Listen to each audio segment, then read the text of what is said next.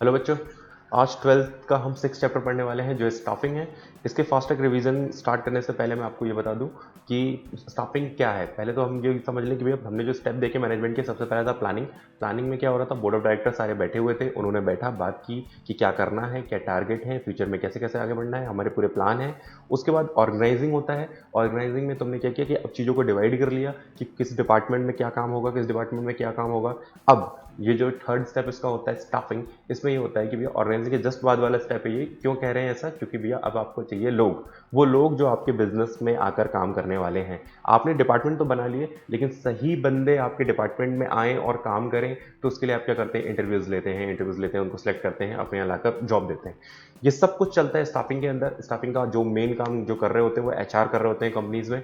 इन ये लोग देखते हैं कि भैया कैसे हमें अच्छे लोग मिल जाएं और कैसे हम इनसे अपने डिपार्टमेंट को अच्छा बनाकर उस डिपार्टमेंट से अच्छा काम करवा लें। तो चलिए हम देखते हैं कि स्टाफिंग में क्या है। स्टाफिंग क्या है? स्टाफिंग सिर्फ एक प्रोसेस है। फास्ट ट्रैक रिवीजन इसलिए फास्ट जाएगा, ध्यान से सुनिए कि भैया स्टाफिंग एक प्रोसेस है जो क्या कर रहा है, पूरे पूरे काम को जो आप अच्छे से कर पाए, आप यूटिलाइजेशन और मेंटेनिंग का काम जो कर रहे हैं, ये वर्कफोर्स को डेवलप करने के लिए आप ऐसा करते हैं कि भैया लोगों को इकट्ठा करो और उनको सही जगह पे प्लेस करो ताकि वो अच्छा काम कर सकें।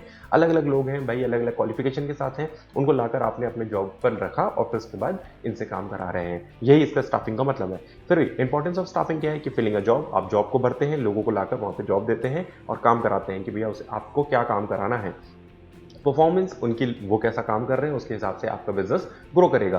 फिर सर्वाइवल एंड ग्रोथ, आपका बिजनेस उसी पे टिका हुआ है और उन वो लोग भी आपके पास आए हैं इसलिए क्योंकि उन्हें सैलरी चाहिए और आपको चाहिए कि आपको बिजनेस को प्रॉफिट हो। तो आपने उनको नौकरी दी और वो आपको क्या देंगे भैया, प्रॉफिट में आने का हेल्प करेंगे। फिर आगे बढ़ते हैं, यहाँ पर यूटिलाइजेशन ऑफ ह्यूमन रिसोर्सेज का यूटिलाइजेशन, दैट मीन्स कि भैया आपके पास जो वर्क फोर्स है, जो लोग आए हुए हैं, इनसे आप काम ले सको। ऐसा नहीं कि आपके पास वो आए काम करें और सैलरी आप जा रही है लेकिन आप प्रॉफिट नहीं कमा पा रहे हो। ऐसे में आपका धंधा नहीं चलेगा। तो आपको प्रॉपर यूटिलाइजेशन करना है, लोगों को रखने के बाद उनसे कैसे आप मतलब पैसे कमा सकते हो, ये भी आपको चलते चलना है क्योंकि ये प्लान आपके दिमाग में है।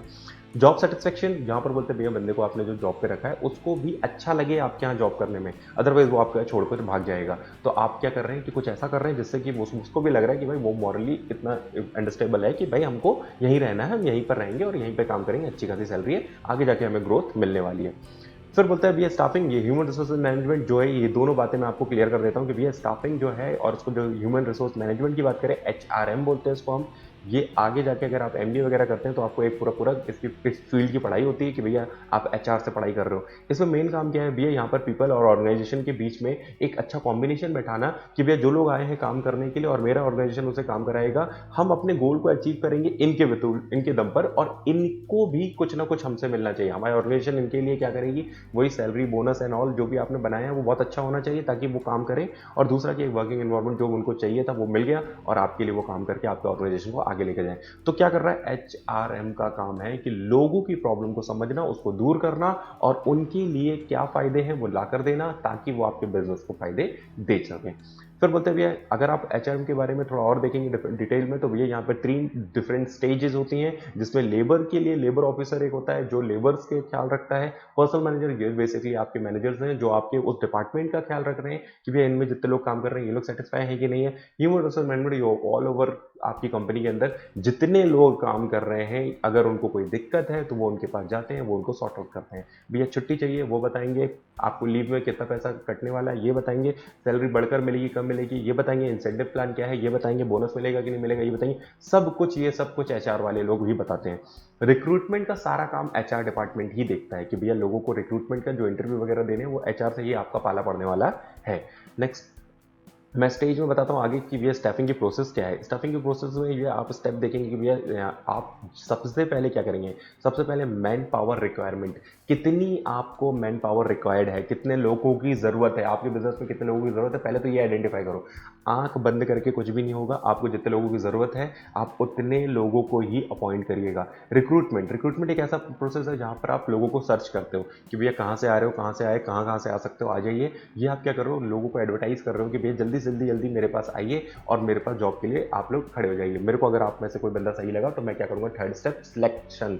आप सिलेक्शन कर लोगे उस बंदे का कि भाई ये बंदा काम का है, इसको रख लो। फिर प्लेसमेंट एंड ओरिएंटेशन, कि आपने उसको एक पर्टिकुलर प्लेस पे रख लिया और वो काम करेगा। ओरिएंटेशन दे रहा कि मतलब उसको डायरेक्शन डायरेक्शन देना कि कैसे काम कराना है। फिर होता है ट्रेनिंग एंड डेवलपमेंट कि भैया आपने उसको रख लिया तो अब वो सीधे काम करना चालू नहीं कर देगा, आपको थोड़ी सी उसको ट्रेनिंग देनी पड़ेगी और उसके डेवलपमेंट मतलब कि उसको भी अपनी ग्रोथ दिखानी होगी कि भैया तुम मेरे लिए काम करोगे तो तुम्हारा क्या फायदा है। 3 मोर स्टेप इसमें कवर होते हैं जिसमें परफॉर्मेंस अप्रिशियल होता है कि आप अगर अच्छा काम कर रहे हो तो मैं आपको और अच्छे पैसे दूंगा। और फिर उसका यहाँ पर बताइए प्रमोशन और करियर प्लानिंग आपकी मैं आपको पहले से बता रहा हूँ कि भैया आपको प्रमोशन मिलेगा अगर आप अच्छा काम करते हो। करियर आपका प्लान कर देता हूँ कि भैया आप आज आप सेल्समैन हो लेकिन कल मैनेजर बनोगे। फिर कंपनसेशन जो होगा वो भी मैं आपको पे करूँगा, अगर कुछ कैजुअलिटीज हो जाती है तो मैं आपको कितना कंपनसेशन पे कर सकता हूँ ये भी मैं आपको क्लियर कर दूंगा।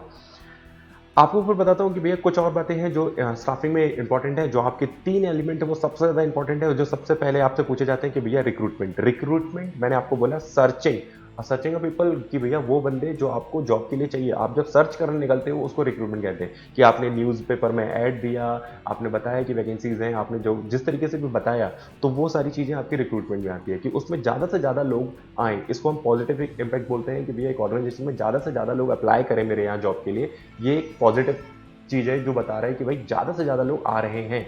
फिर मैं बोलता हूँ सिलेक्शन, इसमें चूजिंग द बेस्ट पर्सन, ये थोड़ा सा नेगेटिव है क्योंकि आप उनमें से सबको हटा देते हो कि जो आपको नहीं चाहिए, जो आपको पसंद आए कि भाई ये लोग हैं हम इसको रखने वाले, तो यहाँ नेगेटिव यूज होता है कि भाई आपका ऑर्गेनाइजेशन उन सबको निकालता है। रिक्रूटमेंट में सारे लोगों को बुलाया गया, बहुत ज़्यादा लोग आए, ये इस बात का ध्यान देंगे। सिलेक्शन में उनमें से बेस्ट को चूज करना है जो सही काम करेगा आपके लिए, उनको लेकर आना है। फिर आप बोलते हैं उसके बाद ट्रेनिंग कि भैया अब उनकी नॉलेज और स्किल को बढ़ाने के लिए आपको क्या करना है, उन्हें ट्रेनिंग देनी होगी, तब जाके वो आपके बिजनेस के लिए ज़्यादा फ्रूटफुल होंगे। आगे बढ़ते हैं। स्टाफिंग की बात करें तो भैया रिक्रूटमेंट के सिलेक्शन के 2 तरीके होते हैं, एक होता है इंटरनल सोर्स और दूसरा होता है एक्सटर्नल सोर्स।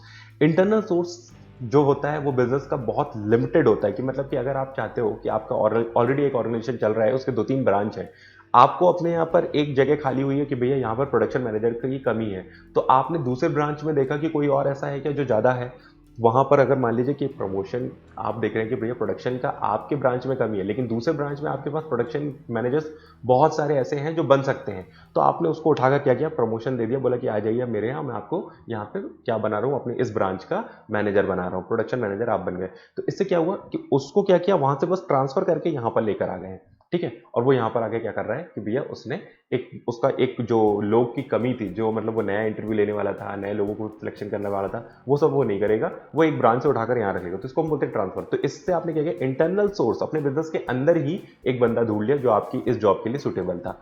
नेक्स्ट प्रमोशन कि भैया आपका कोई ऐसा बंदा था कि भैया मैनेजर रिटायर हो रहा है, वो जाने वाला है, तो उसके नीचे जो काम कर रहा था, आपको मालूम कि वो सुपरवाइजर और बहुत सीनियर सुपरवाइजर बहुत टाइम से काम कर रहा था, तो आप क्या करिए कि भैया नया मैनेजर ढूंढने से अच्छा इसी सुपरवाइजर को क्या कर दीजिए, प्रमोशन दे दीजिए और उसको मैनेजर बना दीजिए। तो आपका रिक्रूटमेंट का जो बाहर जाने की जरूरत थी वो खत्म हो गई, अब आप इंटरनल सोर्स में ही आप क्या कर रहे हैं, अपने बंदे को लाकर सेटल कर ले रहे हो कि ये बंदा मेरे यहाँ इस पे मैनेजर की पोस्ट पे आप काम करेगा, तो सुपरवाइजर से वो क्या बन गया, मैनेजर बन गया, तो ये हो गया प्रमोशन। ये 2 बातें इसको मैं इस बार फिर से क्लियर कर रहा हूं। रिक्रूटमेंट सिलेक्शन की 2 चीजें होती है, एक होता है इंटरनल सोर्स, एक होता है एक्सटर्नल सोर्स। इंटरनल सोर्स वो सोर्स है जब आप बिजनेस के बाहर जाके अगर नहीं देखते कि भैया नया बंदा आपको रखने की जरूरत नहीं है, आपको अपने ही बिजनेस में कोई एक्सपीरियंस बंदा मिल जाएगा और उस पोस्ट पे लाकर उसको रख दीजिए, या तो वो प्रमोशन के थ्रू आएगा या तो ट्रांसफर होकर आएगा, इसके अलावा कुछ नहीं है। इसलिए 2 ही बातें बताई जाती है इंटरनल सोर्स में।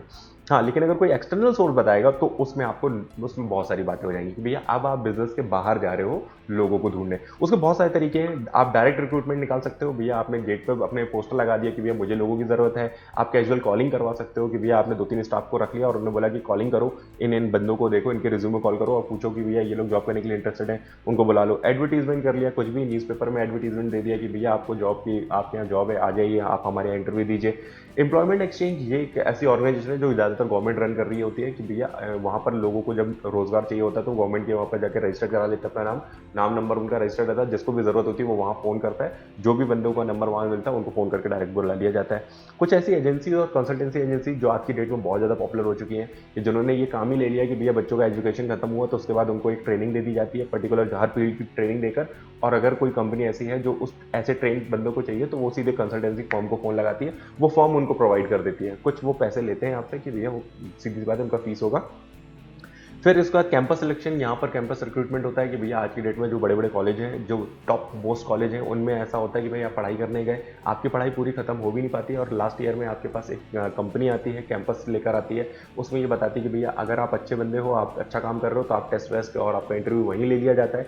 पर उनको आपको ये बोल दिया जाता है कि भैया पढ़ाई खत्म करके सीधे कंपनी में आ जाइए, ज्वाइन करिए, वहीं आपको सारी चीज़ें क्लियर कर दी जाती है। इसका मतलब ये कैंपस सिलेक्शन है कि ये बड़े बड़े कॉलेजों में आपको बड़ी कंपनीज आती दिखेंगी कि जो लोगों को पहले रिक्रूट करके चली जाती हैं। आप अपनी पढ़ाई खत्म करिए और सीधे ज्वाइन करिए, कोई भटकने की जरूरत नहीं है। फिर आता है कि भैया रिकमेंडेशन ऑफ एम्प्लॉइज, यहाँ पर एम्प्लॉइज ही एक दूसरे को रिकमेंड कर देते हैं कि पुराने स्टाफ का कोई बंदा था जिसने बोल दिया कि भैया ये मेरे पहचान का है, ये अच्छा काम करता है, अच्छा पढ़ा लिखा है, इसको उठाकर जॉब पर रख लो, ये भी होता है बड़ी कंपनीज में। फिर लेबर कॉन्ट्रैक्ट, यहाँ पर बेसिकली जो कॉन्ट्रैक्टर्स होते हैं वो लोग खुद से, अगर आपको छोटे लेबर्स वगैरह चाहिए तो आप कॉन्ट्रैक्टर को फोन लगाइए, उनसे बोलिए कि भैया मुझे कुछ 10-15 लेबर की जरूरत है, वो डायरेक्ट भेज देंगे, ये डायरेक्टली आपका काम हो जाएगा। एडवर्टाइजिंग टेलीविजन, ये भी नॉर्मल केस है, टेलीविजन में ज़्यादा वैसे आता नहीं आजकल एडवर्टीजमेंट, लेकिन नॉर्मली अगर कभी ऐसे आप देखते हैं कि shine.com या naukri.com जो है, इसके अंदर जाकर लोगों को जॉब मिल जाती है। आप फिर उसका वेब पब्लिशिंग इसी का काम है। आज की डेट में फिर आगे बढ़ते हैं कि भैया सिलेक्शन की प्रोसेस क्या होती है। प्रीमियरली स्क्रीनिंग, सबसे पहले अगर आप सिलेक्शन करने जा रहे हो तो आप क्या करोगे, एक एचआर हो अगर आप एक कंपनी में, और अगर आप ट्रेन किसी बंदे को लेना चाहते हो तो सबसे पहले उसकी स्क्रीनिंग टेस्ट होता है। ये ज़्यादातर वैसे स्क्रीनिंग टेस्ट सारी कंपनीज में नहीं होता, सब कंपनी अपना अलग अलग प्रोसीजर फॉलो करती हैं अगर सिलेक्शन करने जाएंगी तो। हाँ, अगर आप स्क्रीनिंग टेस्ट की बात करें तो ये बात डिफेंस के उसमें होती है। जैसे अगर आप डिफेंस में देखेंगे कि कुछ ऐसे एग्जाम्स होते हैं जिसमें आप लेफ्टिनेंट के और अगर एयरफोर्स के एग्जाम देखेंगे तो उसमें सबसे पहले एक स्क्रीन टेस्ट होता है जिसमें आपको एक स्क्रीन में एक पिक्चर या फॉर्म में कुछ दिखाया जाता है। उसके बाद आपको एक पेन और कॉपी दे दी जाता है, बोला जाता है कि इसको देखिए और उसके बाद आप अपने हिसाब से लिखिए कि भैया आपने क्या फील किया उससे। वो टेस्ट आपका नॉलेज चेक करते हैं कि भैया आप कितने नॉलेजेबल हो और अपने उससे क्या क्या उससे आउटपुट निकाला जो हमने आपको पिक्चर दिखाई। अगर आप उससे पास कर जाते हो तो नेक्स्ट लेवल पे आपका एक और टेस्ट होता है जो आपको नॉर्मल वो एप्टीट्यूड, मैथ्स एंड रीजनिंग इन सब का टेस्ट होते हैं कि भैया ये सब टेस्ट वो लेते हैं। मैंने बताया हर कंपनी के अलग अलग होते हैं, क्योंकि भैया ग्राउंड लेवल के लोग होगा तो उसको ग्राउंड लेवल की आपको इंटरव्यू देना होगा और उसके अलग तरीके होंगे आपको सिलेक्शन के। लेकिन अगर आप एक हाई लेवल का टेस्ट देंगे तो उसमें आपको पहले आपको मतलब पढ़ाई लिखाई की बातें ज़्यादा होंगी, फिजिकल नहीं पूछा जाएगा। तो ये दोनों अंतर है कि भैया ग्राउंड लेवल पे फिजिकल ज़्यादा इंपॉर्टेंट है कि, और अगर आप अपर लेवल में भी बात करेंगे तो भैया एजुकेशन ज़्यादा इंपॉर्टेंट है। फिर आगे बढ़ते हैं, सिलेक्शन टेस्ट होगा, फिर एम्प्लॉयमेंट का जहाँ पर जो बंदा एम्प्लॉय आया उसका इंटरव्यू होगा। भैया अगर आप इंटरव्यू भी क्लियर कर गए तो फिर उसके बाद चौथा स्टेप होगा कि भैया आप प्रेफरेंस कहाँ से आए हो, आपका बैकग्राउंड क्या है, आप कौन सी कंट्री से बिलोंग कर रहे हो, ये सारी चीज़ें वो चेक करेंगे। फिर उसके बाद आपको देखेंगे कि भैया कि हाँ, अगर आप सिलेक्शन डिसीजन तक पहुँच गए कि भैया आपको डिसाइड कर लें कि ये बंदा सही है, इसको रख लेते हैं, अगर वो सिलेक्ट करते हैं तो फिर आपका क्या करेंगे, मेडिकल का एग्जामिनेशन, मतलब कि आपका मेडिकल चेकअप होगा कि भैया पहले से कोई बीमारी तो नहीं है, आपको हम अपॉइंट करने वाले हैं। फिर उसका जॉब ऑफर कर देंगे, भैया ये लीजिए आपकी जॉब, आप बिल्कुल फिट हो, कोई दिक्कत नहीं है, तो फिर जॉब ऑफर कर दिया, कॉन्ट्रैक्ट साइन करिए और आप हमारी कंपनी के एम्प्लॉय बन गए हो। नेक्स्ट मैं आपको बोलता फिर आपको लेने के बाद आपको बैठना नहीं है, आपको यहाँ पर ट्रेनिंग देनी पड़ेगी, डेवलपमेंट, उसका एजुकेशन, सारी चीज़ें आपके ऊपर है। अगर आप ऑर्गेनाइजेशन चला रहे हो तो आप उसके इंक्रीज करोगे नॉलेज को, तो ट्रेनिंग देनी है, डेवलपमेंट, आप ओवरऑल ग्रोथ देखोगे एम्प्लॉय की। डेवलपमेंट याद रखिएगा, ये कंपनी की डेवलपमेंट की बात नहीं कर रहा है, इस बंदे की डेवलपमेंट की बात कर रहा है जो बंदा तुम्हारे यहाँ आया, क्योंकि उसकी भी तो डेवलपमेंट होनी चाहिए ना, वो भी तो बढ़े ना। तो ये उसकी बात कर रहा है। एजुकेशन, आपको हम एजुकेशन देंगे कि भाई आपकी अंडरस्टैंडिंग लेवल अच्छा हो जाए ताकि आप समझ पाएं। तो आजकल कंपनियां ऐसा करती हैं, आपको रिक्रूट करती हैं, रखती हैं। बड़ी कंपनी होगी तो हो सकता है जर्मनी वगैरह भेज दे, बोले पहले ट्रेनिंग करके वापस आइए, और फिर आपको वापस वो कंपनी क्या काम पे रखती है, मतलब आपको रखने का, आपको ट्रेनिंग देने का सब खर्चा उनका। क्यों इंपॉर्टेंट है भैया, क्या बेनिफिट है ट्रेनिंग और डेवलपमेंट के, तो भैया करियर ग्रोथ, आप करियर में बहुत आगे बढ़ोगे। भैया आपने कुछ सीखा है, नई चीज़ें सीखी हैं, बाहर से सीख के आए हो, तो भैया मेरी कंपनी के लिए तो सीख के आए हो, तो मेरी कंपनी को भी आप आगे लेकर जाओगे। फिर आपका अर्निंग बढ़ जाएगी, फिर आपकी सेफ्टी, भैया आपकी एम्प्लॉयमेंट बनी रहेगी, आप हमेशा काम करते रहेंगे, आपको डर नहीं रहेगा, आपका मॉरल भी अच्छा हाई हो जाएगा कि भैया कंपनी ने मुझे रखा भी और मुझे ट्रेनिंग दे दी, आज मैं इस लेवल पे खड़ा हूँ कि मुझे कोई और कंपनी भी मुझे जॉब दे देगी। नेक्स्ट मेथड, कितनी मेथड होती है भैया ट्रेनिंग की, तो यहाँ पर 2 तरीके होते हैं। ये पूरी लाइफ में आपको 2 तरीके की समझ में आएंगे कि भैया ये 2 ही तरीके होते हैं। मेथड जो आप बोल रहे हैं ये क्या है, on the job training, of the job training. On the job training, simple सा फंडा कि आपको मैंने जॉब पे रख लिया है और साथ में बोला कि ठीक है यार, इतना कोई टेक्निकल काम नहीं है, धीरे धीरे करके सीख जाएगा, यहीं पे काम करने दो। ऑफ दी जॉब ट्रेनिंग कि भैया थोड़ा सा टेक्निकल काम है, तो मैंने अगर गलती कर दी तो दिक्कत हो जाएगी, इसलिए मैं तुमको पहले क्या कर रहा हूँ, किसी ऐसी जगह पे रख रहा हूँ जहां पर पहले ट्रेनिंग दी जाएगी, उसको जब तुम ट्रेनिंग कंप्लीट कर लोगे तो वापस तुमको यहाँ काम पर बुला लिया जाएगा। एग्जाम्पल के लिए मैं बताऊँ कि भैया अगर आप नॉर्मल सी कोई जॉब कर रहे हो जिसमें आपको स्टाफ लेवल पे जॉब काम करना है, तो उसको सीधे सीधे लाकर रख लिया जाता है और बोला जाता है कि धीरे धीरे ये सीख जाएगा, और इसको ऑन दी जॉब ट्रेनिंग बोलते हैं कि मतलब जॉब पे भी है और साथ में काम सीख रहा है। ठीक है। लेकिन अगर ऑफ दी जॉब ट्रेनिंग की बात करूं, जैसे आर्मी की बात करूं, तो आपको पहले अगर आपका रिक्रूटमेंट हो गया है तो आपको 6 महीने की ट्रेनिंग के लिए अलग भेज दिया जाएगा। वहां पे आपको अलग से पूरा इन्वायरमेंट ऐसा बना कर दिया जाएगा कि जैसे आप रहने वाले हो, जहां आप काम करने वाले हो, तो वहां पर आपको सब कुछ सिखाया जाएगा। उसके बाद 6 महीने की ट्रेनिंग जब खत्म हो जाएगी तो आपको एक्चुअल पोस्टिंग मिलेगी कहां पर आप काम कर रहे हो। ये ऑफ दी जॉब ट्रेनिंग है। थोड़ा सा बताने के लिए बस यही था कि भैया आप अगर कोई सेम वर्क प्लेस पे काम कर रहे हो तो हम मानेंगे कि भैया आप एक ऑन दी जॉब पे हो, और अगर आप बोलते हो कि वर्क प्लेस से अवे जाकर आप काम कर रहे हो तो हम ये मानेंगे कि भैया ऑफ दी जॉब ट्रेनिंग है। थैंक यू सो मच बच्चों, नेक्स्ट वीडियो में मिलते हैं नेक्स्ट चैप्टर के साथ।